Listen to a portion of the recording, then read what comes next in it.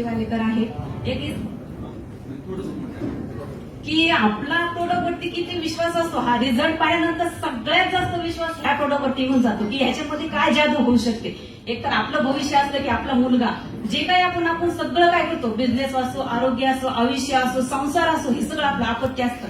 हा माझा मैत्रिणीचा मुलगा आहे, झाल्यापासून मेंदूच्या नसा सुकलेल्या, डॉक्टरांनी हातपाय टेकलेले, एवढंही सांगितलं होतं. 3 वर्षापर्यंत चालला तर ठीक, नाही तुम्हाला आजन्म हा अपंग म्हणून सांभाळावा लागेल. त्या मैत्रिणीचं ह्यांच्यासारखं दुःख कोणतंच नाही, कारण 2.5-3 लाख रुपये लावून सुद्धा रिझल्ट नव्हता. तर मग मी माझ्या पर्सनल एक्सपिरियन्स, माझा वेट लॉस 14 किलो आहे, तर मग तिने मला म्हणली की मुलं तू डायनोशेक घेऊन बघ. हा रिझल्ट फक्त 4 महिन्याचा आहे. वाव, काय फायदा झाला नेमकं मुलीला चालायला किंवा त्याची काय इम्प्रुव्हमेंट आहे?